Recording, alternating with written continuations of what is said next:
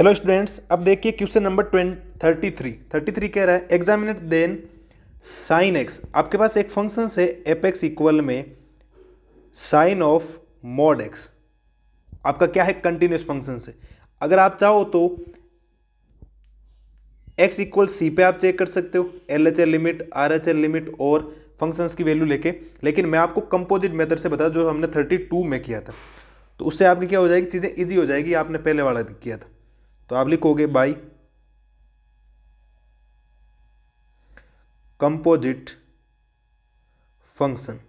Composite function से लेते ही आपके पास जो ये एफ एक्स है साइन ऑफ मॉड एक्स, हमने उसमें एक जी एक्स वैल्यू ली थी और एक क्या लिया था, एच एक्स। लेट किया था ना उसमें पहले वाले में, तो जी एक्स लेते हैं, एच एक्स लेते हैं इसका। तो जी एक्स क्या लोगे, जी एक्स आप ले लो, पूरे को लिया करो, हमेशा ध्यान रखो, ठीक है। पहले मॉड एक्स को लिया था, अब पूरा ले लो, ये जो भी है साइन एक्स। मॉड को भूल जाओ एक बार, साइन एक्स ले लिया। और एच एक्स में लेना आपको मॉड ऑफ एक्स, जो भी बाद में लिख रखा है, ठीक है। पहले वाला में लिया, जैसे वो था ना कोस एक्स का मोड था हमारे पास, तो हमने जो जी एक्स लिया था तो जी एक्स मोड में लिया था, और मोड में हमने क्या लिया था एक्स, और एच एक्स को क्या लिया था जो बाद में बच गया अंदर। लेकिन यहां पर एच एक्स तो पूरा ही लेना पड़ेगा आपको, ये साइन एक्स, और मोड एक्स ले लिया हमने बाद वाला, ठीक है। ये वाली बात है, हमने किया वैसा।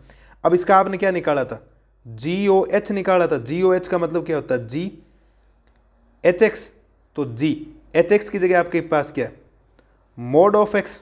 मोड ऑफ एक्स ही तो है, अरे बोलो हाँ या ना, मोड ऑफ एक्स ही है।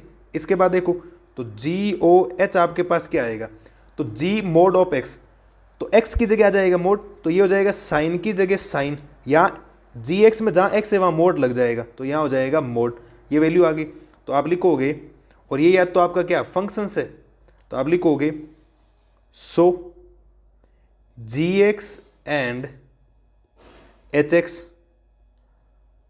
Are continuous function, continued function.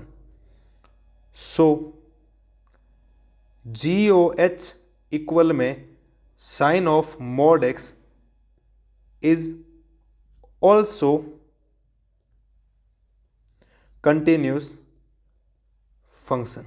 कोई दिक्कत, आप चाहो तो 8x इक्वल सी पे चेक कर सकते हो, कोई दिक्कत नहीं। उसकी आप एल एच एल लिमिट निकालें, आप उसकी आर एच एल लिमिट निकालें, आप फंक्शंस की वैल्यू चेक करें, कोई भी दिक्कत नहीं, नॉर्मल सा है। मैं तो कुछ नई चीज़ें बताने के लिए आपको ये मेथड करवा रहा हूँ, बाकी मैं चाहूँ तो इससे भी करवा सकता था आपको पहले, ठीक है। लेकिन कंपोजिट मेथड इसीलिए करवाया है क्योंकि मैंने सबसे पहला कंपोजिट मेथड लगाया था 32 में, और 32 से हमने आगे बढ़कर अभी किस में लगाया, 33 में।